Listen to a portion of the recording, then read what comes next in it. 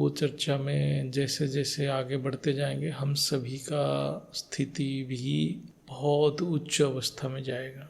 हम यहाँ ज्ञान की चर्चा कर रहे हैं अपने स्वरूप को इमर्ज करने के लिए। हम सभी प्रवृत्ति मार्ग में हैं और हमें प्रवृत्ति मार्ग में परम शांति की अनुभव भी करना है। ये कैसा संभव होगा उसकी विश्लेषण करेंगे। चलते फिरते आत्म स्वरूप कैसा अनुभव करें, ब्रह्म ज्ञान का अर्थ क्या है, ये सब बेहद की ज्ञान से विश्लेषण करेंगे। ये हम कुछ प्रश्न उत्तर की विश्लेषण द्वारा ही इस ज्ञान को चर्चा करेंगे। तो पहला प्रश्न है, अहंकार और बुद्धि में क्या अंतर है? इसका उत्तर है, देहवान ही अहंकार है, अर्थात देह बुद्धि ही अहंकार है। विवेक बुद्धि ही शुद्ध बुद्धि है। विवेक बुद्धि को ही केवल निश्चय बुद्धि कहा जाता है।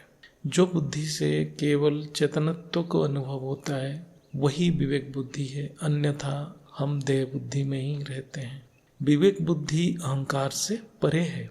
कोई भी कर्म देह बुद्धि से हो रहा है, यानी आत्मा चेतनत्व का अनुभव नहीं कर पा रहा है, बुद्धि में चेतन की ज्ञान नहीं है, वही अहंकार है। इसलिए ज्ञान की सार है जड़ और चेतन की पार्थक्य या भेद को अनुभव करना। ये ज्ञान को बिरला ही कोई स्थूल शरीर में अनुभव कर पाता है। वही असल में ज्ञानी है, वही जीवन मुक्त है। केवल ऐसे आत्मा यथार्थ में परम पिता की समीपता की अनुभव करता है। ऐसे आत्मा माया की प्रभाव में नहीं आता है, अर्थात माया उससे दूर रहता है। माया ऐसे आत्मा में प्रवेश ही नहीं कर सकता है। सभी बेहद की आत्माओं की यही लक्ष्य है, विवेक बुद्धि को इमर्ज करना और परम ज्ञान की अग्नि से, परम अग्नि से देह बुद्धि को दग्ध कर देना है। ये अहंकार अति सूक्ष्म है। ये सभी बेहद की आत्माओं में भी है, लेकिन इसकी प्रभाव को जो अति सूक्ष्मता से महसूस करता है वही जागृत है, अन्यथा बाकी सब आत्माएं बेहोशी में है। क्योंकि आत्मा माया के प्रभाव में रहते हैं, लेकिन माया तो प्रभाव करेगा ही, लेकिन उसको जानना, महसूस करना, ये जागृत अवस्था है। जो बेहोशी में रहता है, माया के प्रभाव को नहीं जान पाता है, वो उल्टा पुरुषार्थ करते हैं, यानी मेहनत बहुत करते हैं, कमाई कुछ नहीं है। स्वचिंतन से अपने अंदर अवगुण पहचान लेना और परिवर्तन करना ही आत्मा की पुरुषार्थ है। देह बुद्धि कब उत्पन्न होता है? जब चेतन जड़ में फंस जाता है, तब आत्मा जड़ में चेतन को देखता है, अर्थात जड़ को ही चेतन समझ बैठता है, देह को ही आत्मा समझ बैठता है। इसलिए वेद शास्त्र में कहा गया है, अज्ञानता के कारण आत्मा रस्सी को सांप समझ लेता है और डर और अनिश्चितता में आत्मा अनेक कर्म करता रहता है। रस्सी जड़ है और सांप चेतन है, अर्थात गतिशील है। अज्ञानता के कारण जड़ भयंकर प्रतीत होता है, इसलिए आत्मा डरता है और डर के कारण अनेक कर्म करता है। यही बंधन की कारण है। किसी को मरने की डर है, किसी को धन खोने की डर है, किसी को मान प्रतिष्ठा खोने की डर है। यही कारण है जो मनुष्य आत्मा को माया कर्म में लगा के रखा है। इस सृष्टि में ना कोई स्वतंत्र है, ना कोई सुरक्षित है, यानी प्रकृति अपने हिसाब से जीव को नचा रहा है। लेकिन अहंकार के कारण आत्मा अपने आप को स्वतंत्र समझ के अपने सुरक्षा के लिए नित्य निरंतर प्रयास कर रहा है। यही सबसे बड़ा माया है, यही सबसे बड़ा अज्ञानता है। जैसे कितने भी प्रतिष्ठित व्यक्ति हो, क्या कोई इस रिसेंटली जो प्लेन क्रैश हुआ, प्लेन का दुर्घटना हुआ, कोई बचा पाया? आत्मा विनाश से बचने की जितना प्रयास कर रहा है, अनजाने में उतना विनाश के नजदीक जा रहा है। आत्मा जितना वृद्ध अवस्था से बचने की कोशिश कर रहा है, उतना वृद्ध अवस्था को प्राप्त हो रहा है। इसी को शास्त्र में अभिनिवेश कहा गया है। यह है काल की गति। ये -100 कला के सृष्टि में यह है काल की गति। बहुत बड़े बड़े गुरु जो यूट्यूब में कथावाचक हैं, वो भी आत्माओं को यथार्थ ज्ञान नहीं दे पा रहे हैं, लेकिन वहाँ भीड़ बहुत है। कथावाचक और कर्मयोगी में बहुत अंतर होता है। बीके में सभी एक प्रकार कथावाचक है, वहाँ कर्मयोगी कोई रहा ही नहीं है। उनके लिए संस्था को ही बचाने की, रखने की एक बहुत बड़ा बोझ है। वही माया का रॉयल रूप है। इसको थोड़ा गहराई से समझने की कोशिश करते हैं। मेरे हिसाब से जो बेहद की ज्ञान है, आज तक ऐसे अद्वितीय संपूर्ण परम ज्ञान कहीं भी नहीं है। केवल बापूजी के द्वारा ही ये दिया गया है। लेकिन समझना, अनुभव करना, ये आत्माओं की अपना अपना पुरुषार्थ है। जो बापूजी के ज्ञान को बुद्धि से गहराई में अनुभव कर लिया तो वो आत्मा भी एक अद्वितीय अनमोल आत्मा बन जाता है। यही बापूजी भी चाहते हैं। ऐसे ज्ञान आज तक कहीं नहीं था। वेद शास्त्र में बहुत ही सीमित ज्ञान है। वेद शास्त्र के द्वारा आत्मा विवेक बुद्धि की ओर आगे बढ़ता है। ऐसे ही अव्यक्त वाणी में भी बहुत अच्छा अध्यात्म ज्ञान है और ये ज्ञान वेद शास्त्र से भी बहुत ऊपर की ज्ञान है, लेकिन उसको समझने की सामर्थ्य बापूजी के अलावा और किसी के पास नहीं था और आज भी नहीं है। यहाँ तक कि वेद शास्त्र को भी कोई भी आत्मा सटीक रूप में व्याख्या नहीं कर पा रहा है।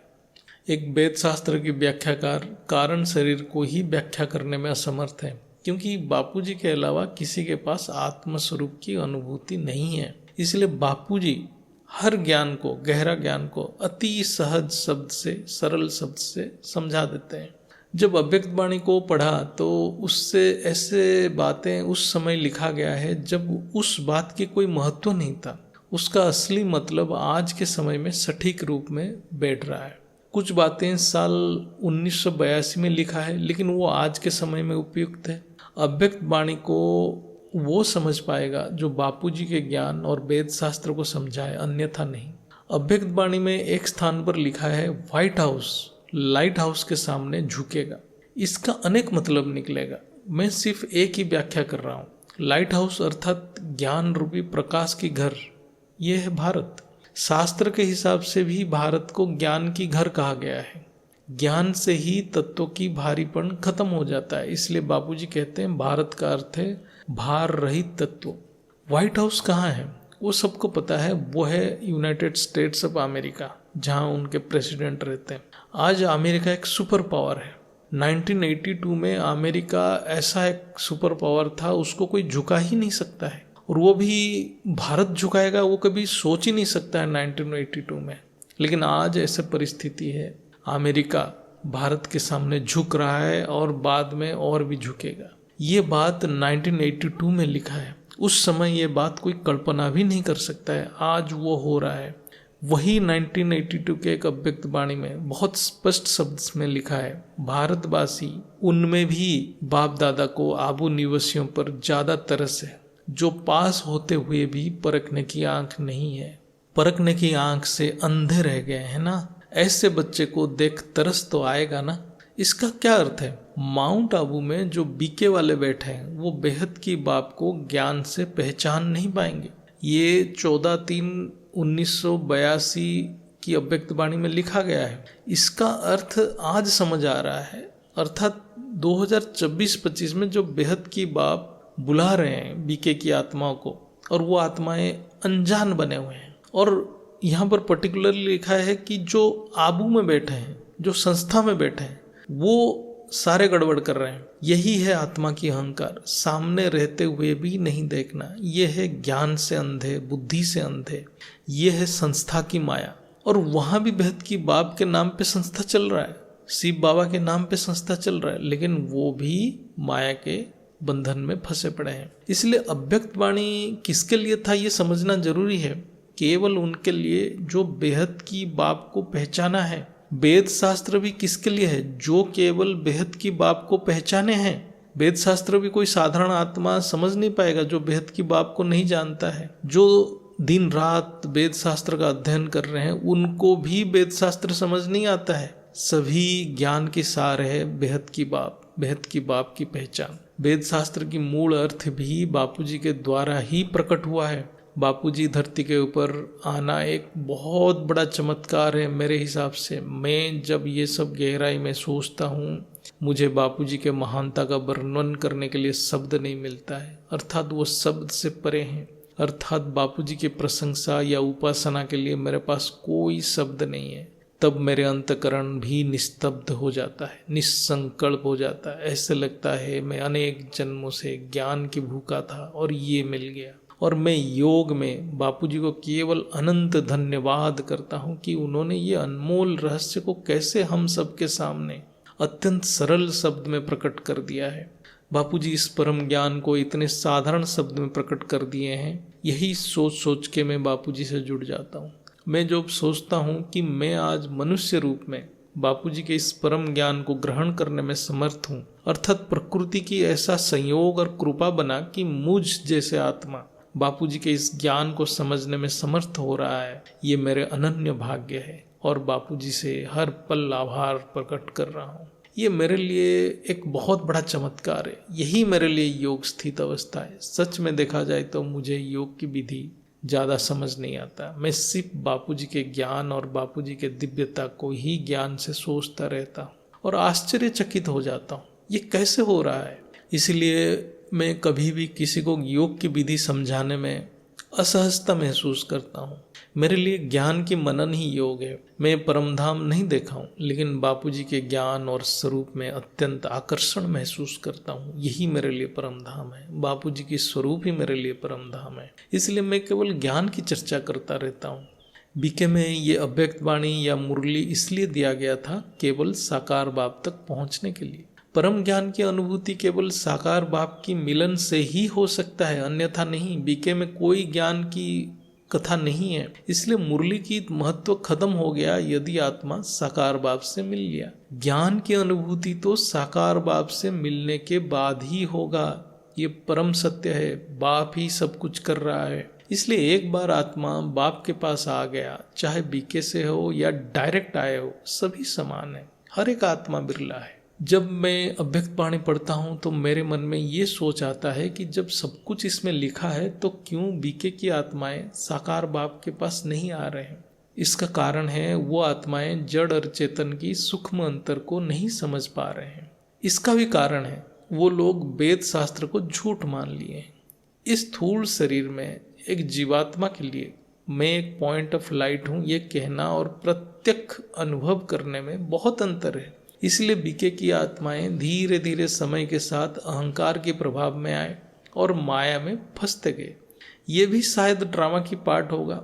ये सब रहस्य से भरा हुआ है। हमें सिर्फ साक्षी दृष्टा बन के हर चीज को गहराई में मनन मंथन करना है।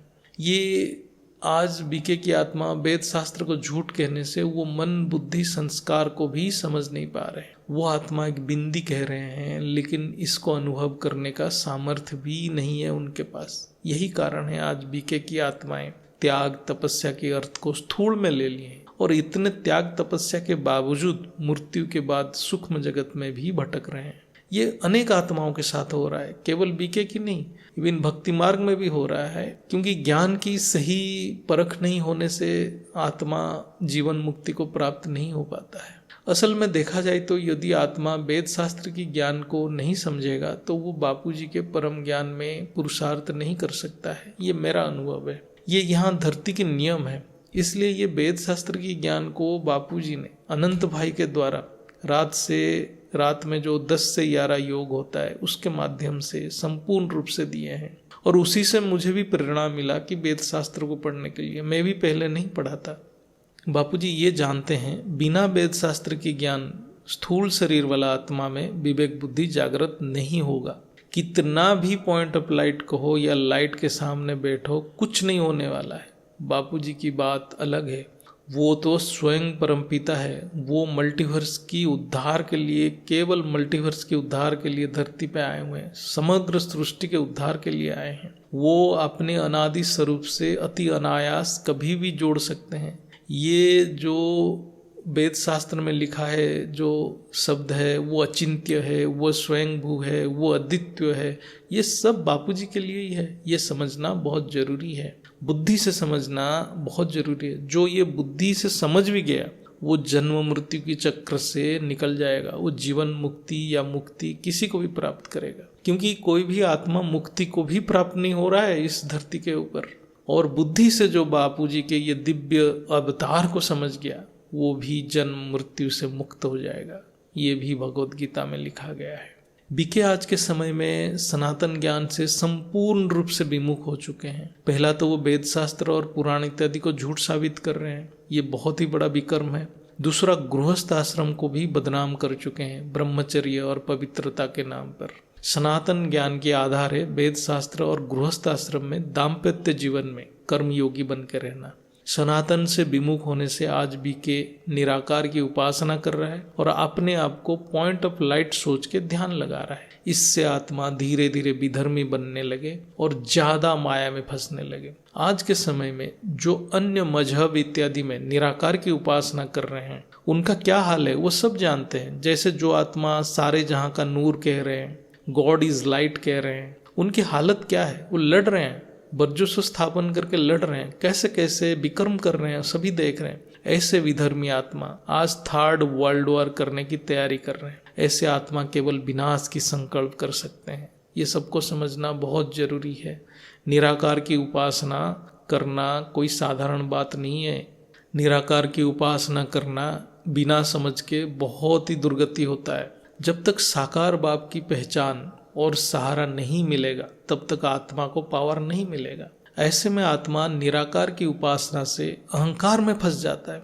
अहंकार यानी आत्मा विधर्मी बनता है क्योंकि वो आत्मा स्वधर्म से विमुख हो जाता है। आज बीके की ही वही अवस्था है, बीके संस्था की वही अवस्था है। साकार से प्रेम होने से, ज्ञान इमर्ज होने से अर्थात विवेक बुद्धि इमर्ज होने से ही निराकार की ओर आत्मा ज्ञान और बाप की पावर के द्वारा गति करता है। अन्यथा निराकार से कोई आत्मा जुड़ ही नहीं पाता है, चाहे वो लाखों साल तक मैं पॉइंट ऑफ लाइट कहता रहे।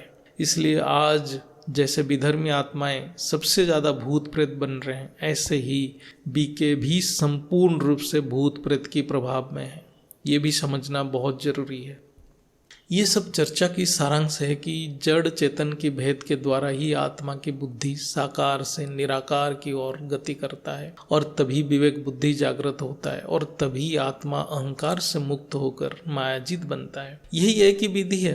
बिना साकार बाप से जुड़े आत्मा वेद शास्त्र को भी समझ नहीं पाएगा और जब तक जड़ चेतन की भेद को समझ नहीं पाएगा तब तक निराकार से पावर भी नहीं मिलेगा। ये एक परम सत्य है। ज्ञान की समझ और पावर दोनों बाप की सहयोग से ही या सहायता से ही संभव है, अन्यथा नहीं है। ये मेरा व्यक्तिगत अनुभव है।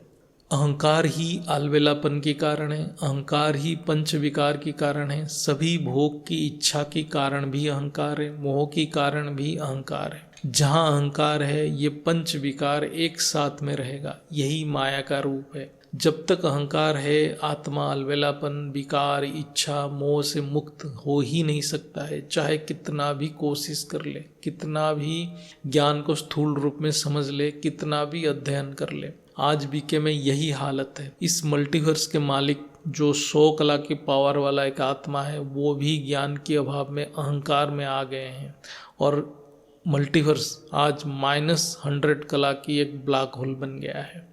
इससे कोई भी अनुमान लगा सकता है अहंकार कितना सूक्ष्म है और कितना खतरनाक है।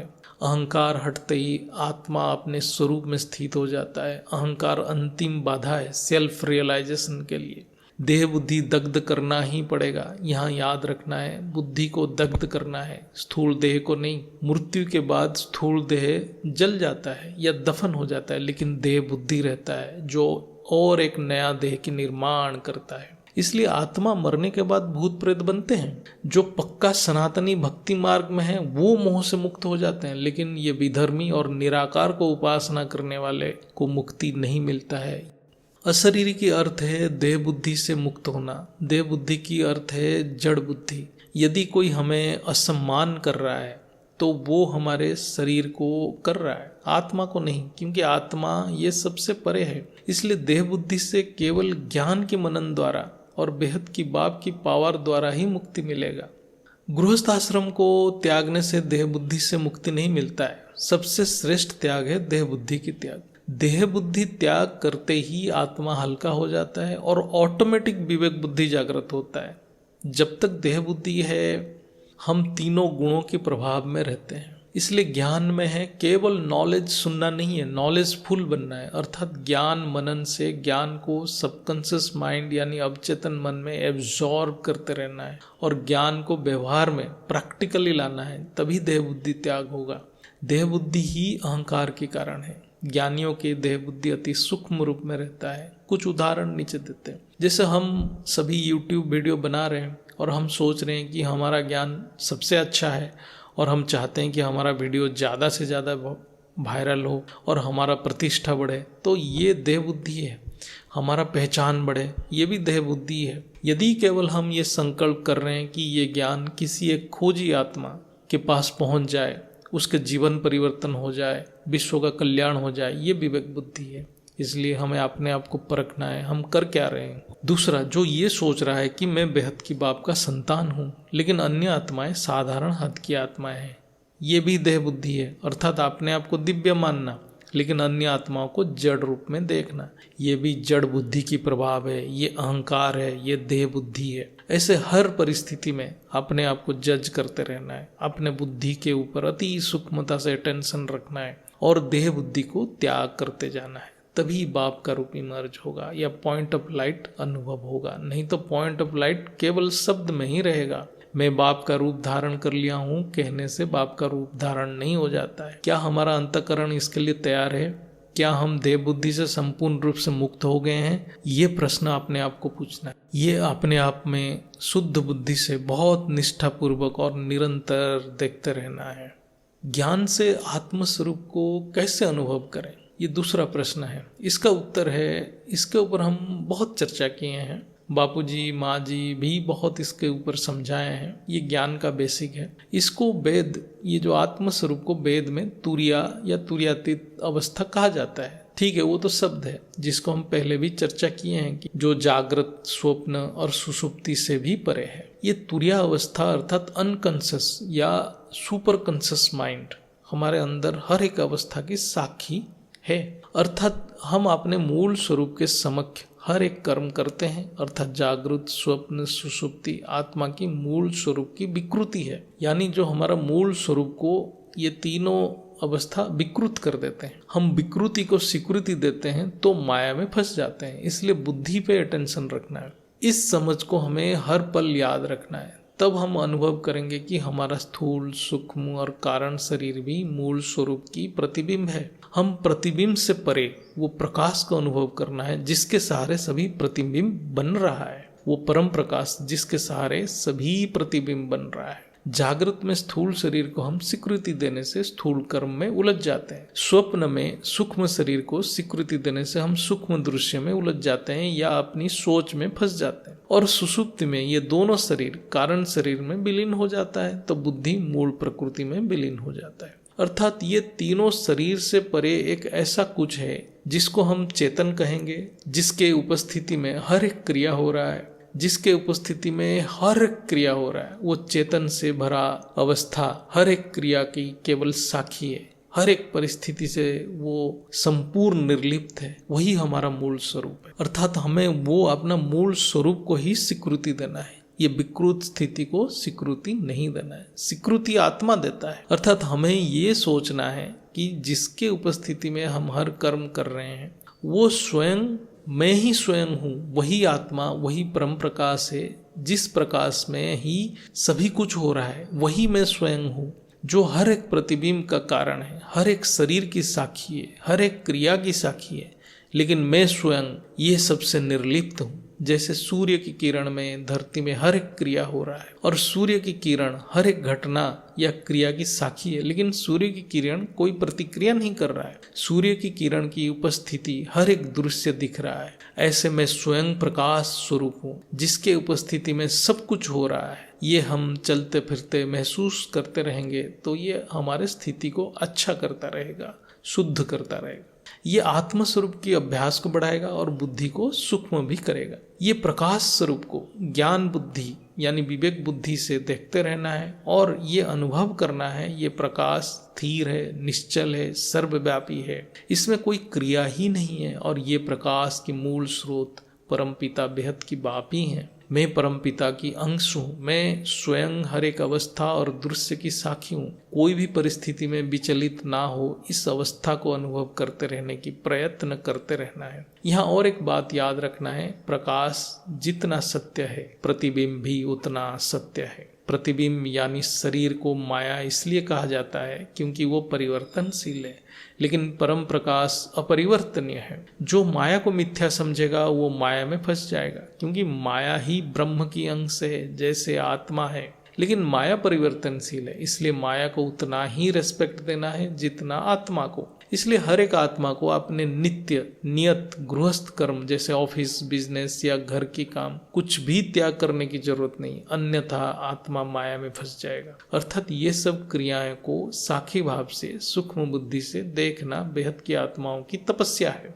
हर एक आत्मा को अपने नियत गृहस्थ कर्म को बहुत परफेक्टली करना है। कोई कंप्यूटर प्रोग्रामिंग कर रहा है तो एकाग्र से करना है, यदि कोई खाना बना रहा है तो वो भी परफेक्टली करना है। इससे आत्मस्वरूप में कोई बाधा नहीं आता है, उल्टा आत्मस्वरूप और एक्यूरेट होता है। इसलिए बुद्धि को नियत कर्म में बिजी रखना है, उसी कर्म में बाप की शक्ति को अनुभव करना है। यही कर्म योगी का रहस्य है। इसके साथ साथ बीच बीच में अपने मन में बापूजी बापूजी कहना है और बाप की याद को भी और दृढ़ करते रहना है। ये बापूजी शब्द ये तो मैं ही कहता हूँ, मुझे अच्छा लगता है, तो अन्य के लिए, अन्य आत्माओं के लिए वो अपने अपने शब्द यूज कर सकते हैं, कोई दादाजी, कोई बाबा, लेकिन मैं बापूजी से अभ्यस्त हूँ इसलिए बापूजी बापूजी कहता हूँ। इसके विपरीत जो केवल बैठ के योग लगाने की कोशिश कर रहा है उसको बहुत कठिनाइयों का सामना करना पड़ेगा।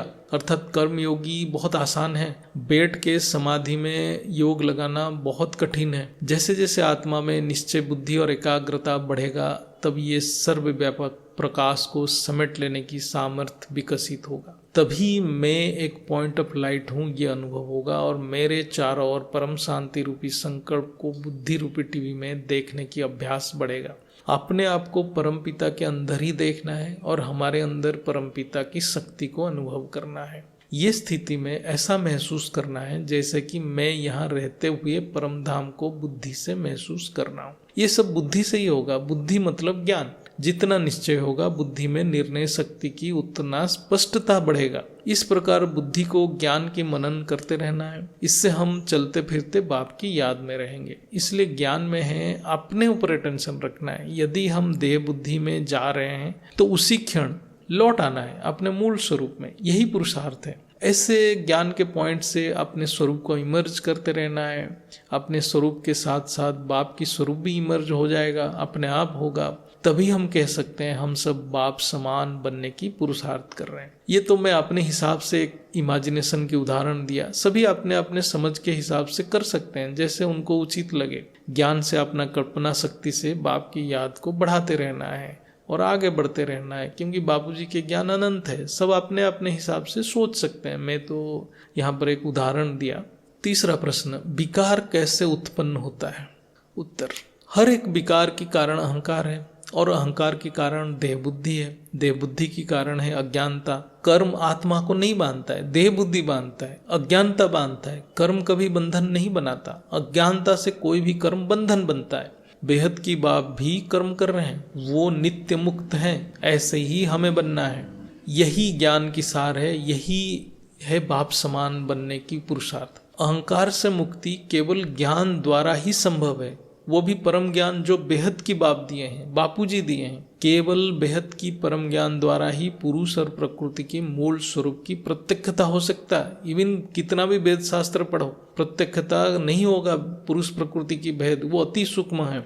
बेहद की बाप की कृपा से ही होगा, जिसको हम आत्मस्वरूप कहते हैं। लेकिन उसका पुरुषार्थ निरंतर करना है। सबसे प्रथम विकार है अहंकार। अहंकार से मोह की जन्म होता है, ये दूसरा विकार है। मोह की अर्थ है असत्य यानी माया के प्रति आकर्षित होना। यहाँ बैलेंस रखना जरूरी है। माया को मिथ्या नहीं कहना है और आकर्षित भी नहीं होना है। ये जो बुद्धिस्ट हैं, शंकराचार्य और अन्य खोजी हैं जिनको संपूर्ण ज्ञान समझ नहीं आया, वो माया को मिथ्या कह के गृहस्थ से संन्यास ले लिए, लेकिन वो भी माया से मुक्त नहीं हो पाए। माया उतना ही वास्तविक है जितना ब्रह्म है, इसलिए माया मिथ्या नहीं है, माया परिवर्तनशील है। जब आत्मा अज्ञानता के कारण ये सोचता है आनंद बाहर से मिलता है, तत्व से मिलता है, प्रकृति से मिलता है, तब आत्मा सुख की खोज में परमपिता से विमुख हो जाता है और बाहर से सुख प्राप्त करने की प्रयास करता है। जैसे देह और देह की संबंधी से सुख की प्राप्ति की प्रयत्न मनुष्य करता रहता है, लेकिन असल में दुख मिलता है, क्योंकि सुख उसके अंदर है। जब आत्मा अनुभव करता है कि वो खुद चेतन है परमपिता के अंग से, तब वो मोह से मुक्त होता है। मोह से मुक्त होने का यही एक ही उपाय है। मोह से लोभ उत्पन्न होता है, लोभ यानी मुझे सब कुछ ज्यादा चाहिए, यही लोभ है। जैसे बेहद की आत्मा भी संकल्प करते हैं कि मुझे ज्यादा पावर चाहिए, प्रशंसा चाहिए, ये भी बेहद की आत्माओं की मोह है, क्योंकि आत्मा अज्ञानता के कारण सीमित हो गया है, लेकिन वो असल में अनंत शक्ति का मालिक है। जब अज्ञानता के कारण अनंत सत्ता से आत्मा कट ऑफ हो जाता है, अर्थात अनंत से बिछुड़ जाता है, यानी अनंत से वियोग हो जाता है, तभी लोभ उत्पन्न होता है। जब आत्मा योग द्वारा, ज्ञान द्वारा अनंत सत्ता से जुड़ जाता है, वो इस विकार से मुक्त हो जाता है। मोह से मुक्त होने का यही एक ही उपाय है।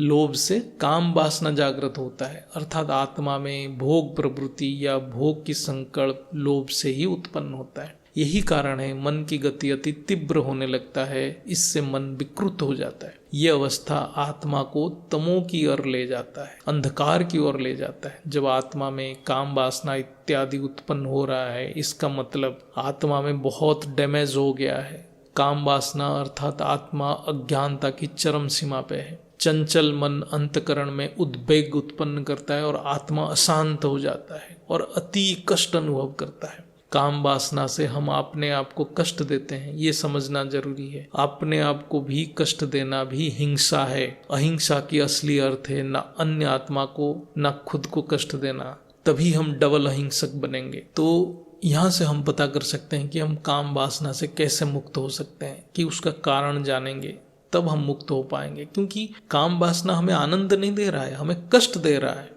ये समझना बहुत जरूरी है। तो काम वासना से मुक्त होने का यही एक ही विधि है, ज्ञान। काम वासना से क्रोध उत्पन्न होता है, अर्थात जब काम वासना में बाधा आता है तो क्रोध अग्नि उत्पन्न होता है। क्रोध अग्नि से आत्मा जलता है तो आत्मा संपूर्ण डैमेज हो जाता है, पूरा क्षतिग्रस्त हो जाता है। जैसे इलेक्ट्रिक शॉक लगने से शरीर विकृत हो जाता है, ऐसे ही क्रोध से आत्मा विकृत हो जाता है। असल में बुद्धि विकृत हो जाता है, अर्थात बुद्धि भ्रष्ट हो जाता है। ये विकार उत्पन्न होने की एक सीक्वेंस है। यहाँ जो हम चर्चा किए हैं कि विकार कैसे सीक्वेंस में उत्पन्न हो रहा है, अर्थात पहले आत्मा में अहंकार आता है, अहंकार से मोह आता है, मोह से लोभ उत्पन्न होता है, लोभ से काम वासना उत्पन्न होता है और अंत में काम वासना से क्रोध उत्पन्न होता है। यदि किसी में क्रोध है तो जान लो उसमें काम वासना गुप्त रूप में है, सुप्त रूप में है, वो कभी भी जागृत हो सकता है। ये सभी विकार अति सूक्ष्म रूप में अंतकरण में कार्य करते रहते हैं और आत्मा की चेतन शक्ति को नष्ट कर देते हैं और आत्मा को जलाकर काला कर देते हैं, अर्थात बुद्धि को तमो प्रधान बना देते हैं। ये प्रोसेस को समझने से अपने आप को हम एनालिसिस कर सकते हैं, आत्मनिरीक्षण कर सकते हैं, वृथा अहंकार से मुक्त हो सकते हैं। भक्ति मार्ग में भी काम विकार से मुक्ति के लिए बहुत तपस्या करते हैं। बेहद की आत्माओं को तो करना ही है। ये स्थूल माया है, फिर सूक्ष्म में महामाया है। इसलिए देवता भी लड़ते हैं, भोगी बनते हैं। अहंकार और मोह सूक्ष्म में महामाया की रूप लेते हैं। काम क्रोध लोभ इत्यादि स्थूल माया है। मोह और अहंकार सूक्ष्म में भी बहुत रहता है, इसलिए अहंकार अत्यंत सूक्ष्म विकार है। इससे कोई बिरला ही मुक्त हो सकता है। मल्टीवर्स की मालिक तो छोड़ो, बहुत पावरफुल आत्मा भी इससे बच नहीं पाते। जो अहंकार से मुक्त है वही केवल बेहद की जीवन मुक्त आत्मा है। ये मन में ज्ञान से समझ लेना है। इसका एक ही औषधि है, बेहद की परम ज्ञान की मनन। बेहद की परम ज्ञान की मनन, बाप की याद, उसके अलावा अहंकार से मुक्त होना असंभव है। अव्यक्त वाणी में कुछ उपाय है माया से बचने के लिए, इसको हम यहाँ संक्षिप्त में चर्चा करते हैं। माया के दरवाजा बंद करना है तो दरवाजा में 2 ताला लगाना है। एक है याद, दूसरा है सेवा, अर्थात बाप की याद और बाप की सेवा। बाप की याद ज्ञान की मनन से होता है और बाप की सेवा परम शांति संकल्प से होगा। विकार मुक्त रहने के लिए यही एक ही विधि है। अहंकार से मुक्ति ही जीवन मुक्ति है, ये समझना बहुत जरूरी है। कोई जीवन मुक्ति बनना चाहता है, प्राप्त करना चाहता है, वो अवस्था को महसूस करना चाहता है, पहले अहंकार से मुक्त होना है, वो पुरुषार्थ है। अहंकार से मुक्ति अर्थात देवान से मुक्ति, देवान से मुक्ति अर्थात स्थूल सूक्ष्म कारण सभी देह से मुक्ति हो जाता है। काम वासना से मुक्ति से आत्मा धरती के ऊपर जीवन मुक्ति का अनुभव कर सकता है, लेकिन बेहद की जीवन मुक्ति की अनुभूति अहंकार से मुक्ति होने के बाद होता है। ये ज्ञान से समझ लेना बहुत जरूरी है, ये समझना बहुत जरूरी है ज्ञानियों के लिए। इसलिए नॉलेजफुल और पावरफुल दोनों एक साथ बनना पड़ेगा। नॉलेजफुल अर्थात ज्ञान की मनन, इससे हम अपने अंदर जो सूक्ष्म विकार है उसको अनुभव कर सकते हैं, पहचान सकते हैं, मतलब हम जागृत हैं। पावरफुल अर्थात बाप की शक्ति को साथ रखने से हम वो विकार या गलतियों को सुधार सकते हैं, अर्थात हम अपने संस्कार परिवर्तन कर सकते हैं। केवल नॉलेज से काम नहीं बनेगा, सभी को नॉलेजफुल बनना पड़ेगा। हम जब नॉलेज को व्यवहार में लाएंगे, अर्थात आत्मा की स्वभाव में, कर्म में नॉलेज प्रैक्टिकली रिफ्लेक्ट होगा, दिखेगा, तभी हम उस आत्मा को नॉलेजफुल कहेंगे, अन्यथा नहीं। केवल ज्ञान सुनने से नहीं होगा। जब हम बाप की पावर को संस्कार परिवर्तन में यूज करेंगे, अर्थात संकल्प को एक दिशा दे सकेंगे, तभी हम उस आत्मा को पावरफुल कहेंगे, अन्यथा नहीं है। वो कितने कला का है इम्पोर्टेंट नहीं है, वो ज्ञान को समझ के संकल्प को दिशा दे पा रहा है, तभी वो आत्मा पावरफुल है। इसको समझना बहुत जरूरी है। अब चौथा प्रश्न, ये थोड़ा सृष्टि के ऊपर प्रश्न है, इसको गहराई से समझने के लिए हम सभी कोशिश करेंगे। क्या शिव स्वयंभू है, अविनाशी है? इसका उत्तर, इसके लिए बापूजी के 7 सीक्रेट्स ऑफ शिवा का वीडियो है, लेकिन यहाँ हम काल की गति की चर्चा करेंगे, समझेंगे, जिससे शिव की भी नश्वरता, क्षण भंगुरता पता चलेगा। अर्थात सृष्टि कितनी रहस्यमयी है वो समझना जरूरी है। काल माने गति, पावर, समय, तीनों को समझाता है। इसको बुद्धि में रखिए, गति को देखिए, पावर को देखिए, समय को देखिए। जिसका सर्जन होता है उसका विसर्जन हो सकता है, होता भी है, ये नियम है। ये सृष्टि के हर एक वस्तु के लिए लागू है। ये सृष्टि और सभी आत्माएं जिनका भी उत्पत्ति हुआ है वो सभी का विसर्जन हो सकता है। इसलिए अहंकार की कोई मूल्य नहीं है। इसलिए अपने मूल अस्तित्व की ज्ञान होने से आत्मा अहंकार से मुक्त हो जाता है। आज हम अहंकार के ऊपर सभी चर्चा केंद्रित कर रहे हैं, क्योंकि अहंकार की समझ ही अंतिम अवस्था को प्राप्त करने में मदद करता है। महाकल्प प्रलय में शिव भी अपने सृष्टि को वाइंड अप कर लेते हैं, यानी शिव जीव बन जाते हैं, जिसको हम ब्लैक होल कहते हैं। अर्थात ब्लैक होल के अंदर जो आत्मा है वो एक शिव की आत्मा है। तब शिव को बहुत कष्ट होता है, अर्थात उस समय शिव में कोई कल्याणकारी संकल्प उत्पन्न नहीं होता है। इसलिए महाकल्प प्रलय के समय शिव जीव बन जाते हैं। अर्थात आत्मा जब कष्ट सहन नहीं कर पाता है, उसमें कल्याणकारी संकल्प उत्पन्न नहीं हो सकता है। ये स्थूल सृष्टि में भी हम देखते हैं। अर्थात ये एक शिव की मृत्यु समान है। शिव की महत्व और अस्तित्व तब तक है जब तक शिव में कल्याणकारी संकल्प उत्पन्न होता है। ये बुद्धि से थोड़ा गहराई से मनन कीजिए। इसलिए संकल्प ही आत्मा की अस्तित्व निर्धारण करता है। आत्मा की क्वालिटी, आत्मा की पावर संकल्प से ही है। आत्मा की मृत्यु संकल्प से ही है। हर एक ब्रह्मांड के शिव भी एक साधारण आत्मा जैसा जन्म मृत्यु चक्र में है। लेकिन समय की प्रभाव और समय चक्र, ये दोनों, मतलब ये दोनों समय चक्र और समय की प्रभाव एक मनुष्य आत्मा के लिए और एक शिव के लिए अलग अलग है, जिसको हम टाइम डायलेशन कहते हैं। ऐसे ही हर डायमेंशन में जन्म मृत्यु हो रहा है। यहाँ स्थूल जगत में हम केवल स्थूल शरीर की मृत्यु को देखते हैं। अन्य आयाम में संकल्पों से सूक्ष्म शरीर की भी मृत्यु होता रहता है, यानी कारण शरीर भी मृत्यु को प्राप्त होता है जब संकल्प की पतन हो जाता है, संकल्प तमो प्रधान हो जाता है। अर्थात संकल्प की गुणवत्ता में कमी आया तो वो आत्मा निचले आयाम में गिर जाना है, वो उस आत्मा की मृत्यु है। इसलिए बेहद की आत्मा के लिए धरती के ऊपर के जीवन मृत्यु समान ही है। क्या ये हर एक बेहद की आत्मा अनुभव करने में समर्थ है, ये अपने आप को पूछना है। लेकिन अभी बेहद की बाप के साथ बेहद की आत्माएं कार्य करने के लिए अवतरित हुए हैं, इसलिए अभी ये सब ना सोचना है, केवल अपना ड्यूटी करना है।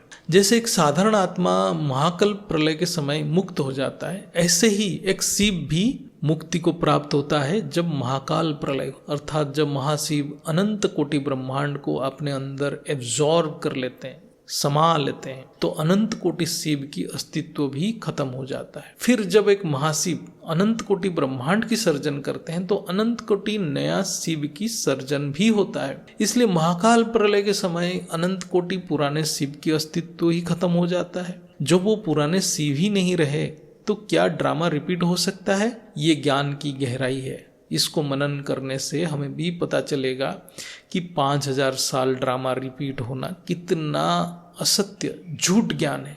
जब शिव जीव बनते हैं तो उस समय भी एक ब्रह्मांड की ब्रह्मा विष्णु शंकर भी मुक्त हो जाते हैं। फिर जब जीव से शिव बनते हैं और एक संपूर्ण नया सृष्टि बनता है, तब नया ब्रह्मा विष्णु और शंकर की सर्जन भी होता है, अर्थात सृष्टि फिर नया बनता है। ये एक अकल्पनीय ज्ञान है, रहस्यमय ज्ञान को उजागर किए हैं, तो किसी के पास ये ज्ञान है ही नहीं। ये है अनमोल ज्ञान जो केवल बापूजी दिव्य दृष्टि से बताए हैं। क्या कोई गुरु धरती के ऊपर ये ज्ञान दे सकता है? हम तो सिर्फ स्थूल शरीर से इस ज्ञान की व्याख्या करके बुद्धि में धारण करने की प्रयत्न कर रहे हैं, लेकिन ज्ञानदाता कौन है वो समझना जरूरी है। इसलिए ज्ञान ही पहचान है दोनों की, बाप की भी और बच्चों की भी। यदि ब्रह्मा विष्णु शंकर ही नया हो गए तो नया ब्रह्मांड की सभी आत्माएं भी पुराने ब्रह्मांड की आत्माओं से अलग हो जाएंगे, तो ड्रामा कैसे रिपीट होगा? ड्रामा रिपीट होना एक बहुत बड़ा झूठा ज्ञान है, ये अहंकार है, असत्य की अन्य नाम माया है।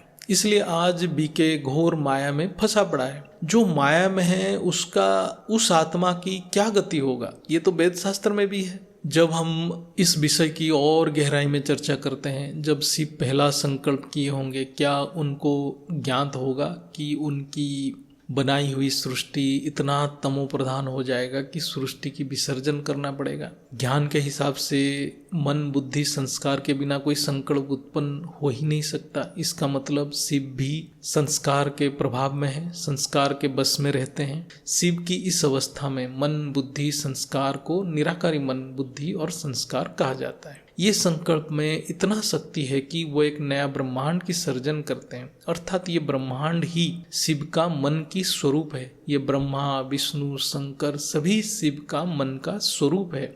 जब शिव जीव बनते हैं तो उनको कष्ट होता है, लेकिन फिर जब जीव से शिव बनते हैं फिर सृष्टि रचना करते हैं।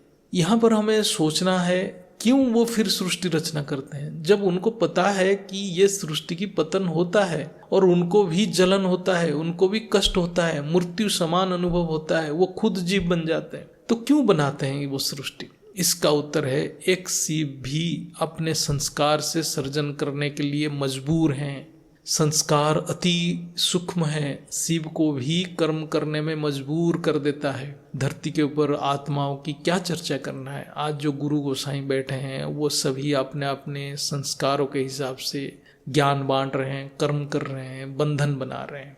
इसका मतलब अभी बापूजी जो ज्ञान दे रहे हैं ये ज्ञान किसी के पास नहीं है, चाहे वो शिव हो या महाशिव हो या कितने भी उच्च आयाम में हो, कितने भी ऊपर के आयाम में चले जाओ या कितने भी पावरफुल आत्मा हो, ये परिवर्तन के ज्ञान धारण करना और एक्यूरेटली समझना किसी के बस की बात नहीं है। ये ज्ञान केवल बापूजी दे रहे हैं और यहाँ बेहद की आत्मा अपने बुद्धि के हिसाब से जितना हो सके समझने की प्रयास कर रहे हैं, प्रयत्न कर रहे हैं, कोशिश कर रहे हैं। यदि शिव की संस्कार परिवर्तन हो जाए तो वो कभी भी स्थूल सृष्टि बनने नहीं देगा, यही है परिवर्तन की ज्ञान। लेकिन ये ज्ञान सृष्टि की किसी भी आयाम में नहीं है, ये केवल बापूजी ने पहली बार इस धरती पे प्रकट किए हैं। इसलिए जो बीके की आत्माएं हैं, जो ड्रामा में फंसे पड़े हैं और बापूजी को पहचान नहीं पा रहे, उनका कैसे संस्कार परिवर्तन हो सकता है? वो हो ही नहीं सकता है, यह भी सोचने वाली बात है। बाप के सहायता से कोई बिरला ही, इवन जो जिसको बाप भी सहयोग कर रहा है उनमें भी कोई बिरला ही संस्कार परिवर्तन कर सकता है। बेहद की बाप से समर्पण के बिना संस्कार परिवर्तन असंभव है। समर्पण बुद्धि से ही होना है, समर्पण केवल बुद्धि से ही होना है। जब ज्ञान ही समझ नहीं आ रहा है तो क्या समर्पण होगा? इस चर्चा की और एक आयाम को विश्लेषण करते हैं। जब शिव सृष्टि की प्रारंभ करते हैं संकल्पों से, तब उनका मन संपूर्ण निराकारी होगा। लेकिन जैसे सर्जन की पहली इच्छा उत्पन्न हुआ तो वो संपूर्ण सत्व प्रधान बना, मन सत्व प्रधान बना, यानी निराकारी मन एक संकल्प करने से सत्व प्रधान बनता है। शिव के लिए पहला संकल्प के बाद बाकी संकल्प, उसके बाद जो संकल्प निराकारी शिव नहीं करते हैं, वो अन्य रचनाएं करते हैं। जो शिव ने जो रचना करते हैं वो रचनाएं संकल्प करते हैं। पहला संकल्प जो निराकारी अवस्था में हुआ वो शिव के थे, लेकिन उसके बाद जो संकल्प होता है वो शिव की रचनाएं करते हैं। लेकिन शिव के रचना के अंदर जो आत्मा की शक्ति है वो शक्ति भी शिव की है। इनडायरेक्टली जो रचना की संकल्प है उसकी प्रभाव भी शिव जी के ऊपर होता है, निराकारी शिव के ऊपर होता है। अर्थात ये जो पहला संकल्प की शक्ति आगे बढ़ते गया, यही है काल की शक्ति, काल की गति। ये बुद्धि से समझना जरूरी है। अर्थात शिव की संकल्प की गति ही काल की गति या शक्ति है। ये धीरे धीरे सत्व से रजो और फिर रजो से तमो बनता है। इसीलिए अंतिम स्थिति में ब्लैक होल बन जाते हैं शिव। जैसे सृष्टि तमो बनता है तो शिव की मन भी तमो बन जाता है। जब शिव में पावर खत्म हो जाता है तब शिव की मन अत्यंत तमो बनता है। तभी शिव सृष्टि विसर्जन के निर्णय लेते हैं। कालांतर में शिव की निराकारी शुद्ध मन तमो बन जाता है। अर्थात एक शिव भी सृष्टि की रहस्यमयी महाशिव की महाप्रकृति की नियम से बच नहीं पाते हैं। जैसे शिव की मन तमो बनता है, ऐसे ही एक साधारण आत्मा की भी मन तमो बन जाता है जब उसकी आत्मा में पावर खत्म हो जाता है। ये चर्चा करने की अर्थ है अभी जो बेहद की आत्माएं संस्कार परिवर्तन की पुरुषार्थ कर रहे हैं वो कोई साधारण पुरुषार्थ नहीं है। केवल मैं आत्मा हूँ कहने से या मैं पॉइंट ऑफ लाइट हूँ और लाइट के नीचे बैठा हूँ कहने से संस्कार परिवर्तन नहीं होगा। इसलिए संपूर्ण बेहद की सृष्टि को समझना पड़ेगा। केवल ये कह देने से नहीं होगा कि मैं 21 पीढ़ी की सृष्टि समझ गया हूँ। ये अत्यंत गहन ज्ञान है। ये सृष्टि की हर आयाम में जो पुरुष प्रकृति की गहरा रहस्य छुपा है उसको अंतकरण में धारण करना पड़ेगा। इसलिए बेहद की आत्माओं से भी कोई बिरला ही बापूजी को ज्ञान से पहचान पाएगा। उसके लिए पुरुषार्थ करना पड़ेगा। बापूजी जो इस रहस्यमयी बेहद की अविनाशी परम ज्ञान को इस स्थूल सृष्टि में इमर्ज किए हैं और शब्द से प्रकट किए हैं, ये एक असंभव कार्य है, बुद्धि से परे है। हम जैसे आत्माओं के लिए ये तो समझ की बाहर है। इसलिए ज्ञान में है असंभव को संभव केवल बेहद की बाप ऑलमाइटी ऑथोरिटी कर सकते हैं और उन्हीं ने किए हैं। यही उनकी पहचान है। जो आत्मा इतना ही महसूस कर लिया है वो बापूजी के पावर के कवच में आ जाएगा। बेहद का बाप एक बहुत ही बड़ा रहस्य यानी राज है। ये अनंत रहस्य है। इसको संपूर्ण रूप से प्रकट कर ही नहीं सकता कोई भी आत्मा। जो इस राज को जितनी गहराई में जानेगा वो उतना एक्यूरेट राज योगी बनेगा, राज योगिनी बनेगा। बेहद की ज्ञान की तुलना में इस धरती पे कोई ज्ञान ही नहीं है। धरती पे कोई ज्ञान ही नहीं है। जैसे ये ज्ञान बेहद की ज्ञान अद्वितीय है, ऐसे ही ज्ञानदाता भी अद्वितीय है। वही केवल स्वयंभू है। बाकी सब की सर्जन हुआ है। जिसका भी सर्जन हुआ है उसका विसर्जन हो सकता है, चाहे वो कितना भी पावरफुल है। वो लाखों कला का या करोड़ों कला का भी आत्मा की विसर्जन हो सकता है यदि वो किसी काम का नहीं रहा तो। बेहद की बाप की निर्णय सर्वोपरि है। ये सृष्टि की नियम है। इसलिए कहा जाता है उसके मर्जी के बिना एक पत्ता नहीं हिलता। अर्थात ऑलमाइटी पत्ता नहीं हिलाते हैं, प्रकृति की नियम पत्ता हिला रहा है। जब महाकाल प्रलय होता है तब शिव अपने तमो प्रधान मन को प्रलय कर देते हैं। तब मन में इतना नेगेटिविटी होता है, एक शिव के मन में इतना नेगेटिविटी होता है कि मन में अग्नि तत्व की प्रबलता उत्पन्न होता है जो उनकी स्थूल मन यानी स्थूल जगत को संपूर्ण रूप से जला देता है, दग्ध कर देता है। जब स्थूल जगत ध्वंस हो जाता है तो फिर परम अग्नि से उनकी सूक्ष्म मन और कारण मन में जितने भी सृष्टि है उसको भी जला देता है। अंत में उनकी मन बुद्धि में प्रवेश करता है और बुद्धि मूल प्रकृति में प्रवेश करता है। तब उनकी मूल प्रकृति में केवल नकारात्मक शक्ति से भरा रहता है। उनकी मूल प्रकृति की नकारात्मकता ही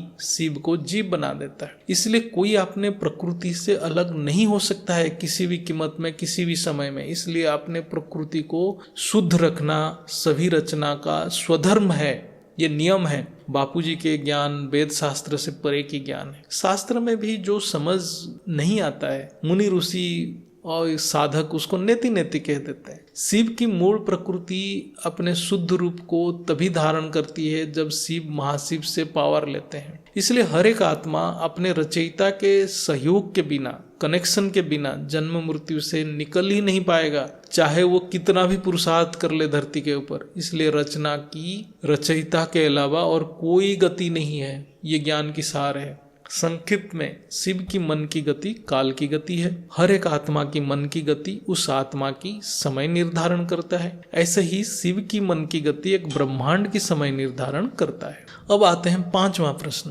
क्या कोई आत्मा बेहद की बाप की रूप धारण कर सकता है? इसको हम सभी चर्चा करेंगे। ये सभी का अपना अपना अनुभूति होगा। यह तो मैं एक ज्ञान की चर्चा कर रहा हूँ। इसका उत्तर है बेहद की बाप अद्वितीय है।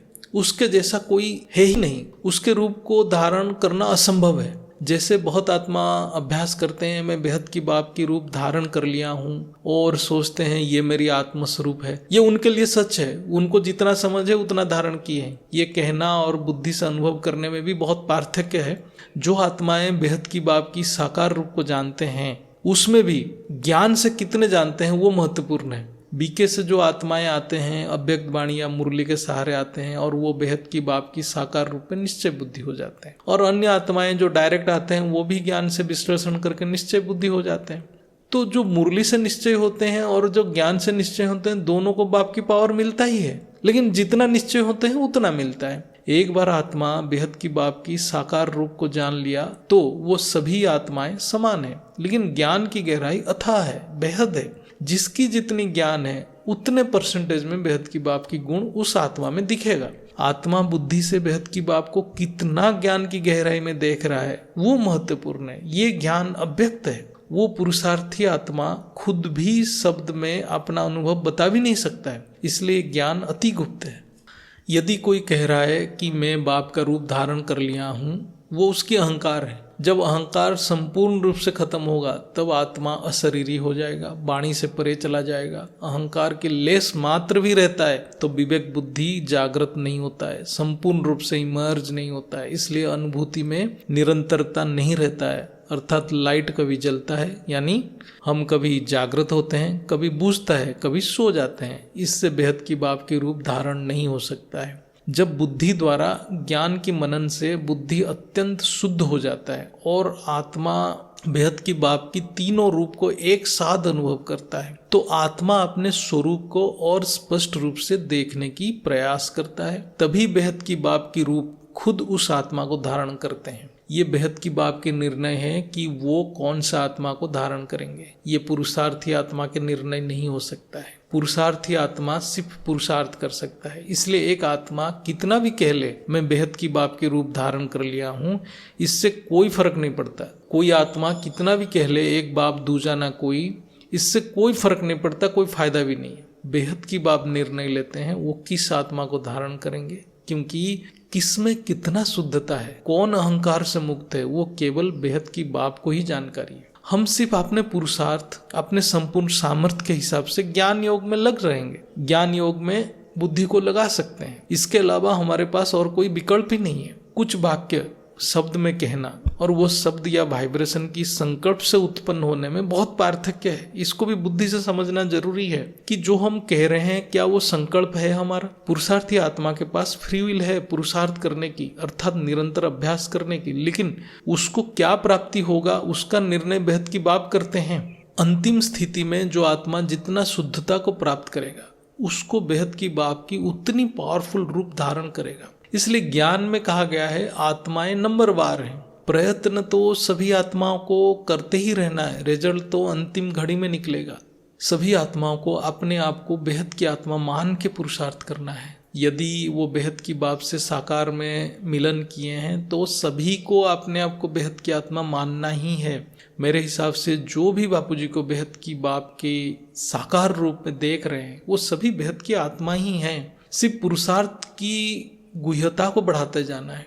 जब भी हम कर्म करते हैं, चाहे स्थूल या सूक्ष्म कर्म, बैठ के योग करना मतलब सूक्ष्म कर्म कर रहे हैं, हमें ये सोचना है कि हम परम धाम में ही हैं, अर्थात वो रूम या स्थान जहाँ पर हैं वो परम धाम जैसे ही कल्पना करना है, प्रयत्न करना है कल्पना करने की। इससे बुद्धि बहुत शुद्ध हो जाता है। हमारे सामने बापूजी के कोई भी चित्र है, हो जाए, हमें संभव जितना संभव है हमें एक चित्र रखना चाहिए, फोटो, उसको परम प्रकाश में देखने की प्रयास करना है। और वो चित्र से जो पावर निकल रहा है वो मैं आत्मा ग्रहण कर रहा हूँ, ये भी संकल्प सोचना चाहिए।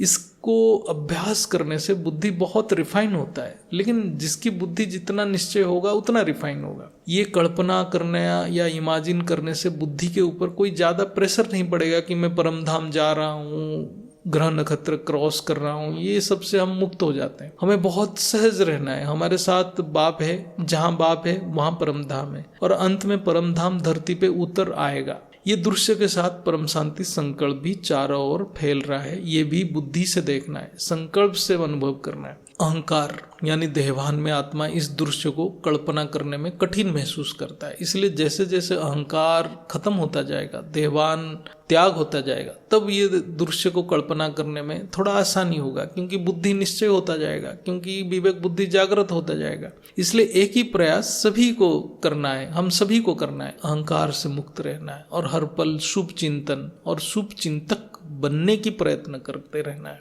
शुभ चिंतन अर्थात कल्याणकारी संकल्प में स्वयं को टिका के रखना है और शुभ चिंतक अर्थात अन्य आत्मा और सृष्टि के लिए शुभ संकल्प करते रहना है। ये सब जब स्वाभाविक होगा, अर्थात ये सब के लिए बुद्धि से प्रयत्न नहीं करना पड़ेगा, अर्थात सामने रावण जैसा आत्मा भी आ जाए फिर भी हम अपने मूल स्वभाव के द्वारा स्वाभाविक रूप से कार्य कर रहे हैं तो परमधाम नीचे आ जाएगा। इसके लिए हम सभी प्रयास कर रहे हैं, हम सभी रास्ते पे ही हैं। बेहद की परम शांति। माँ जी, बापू जी को नमन, बंदन, चरण स्पर्श। बेहद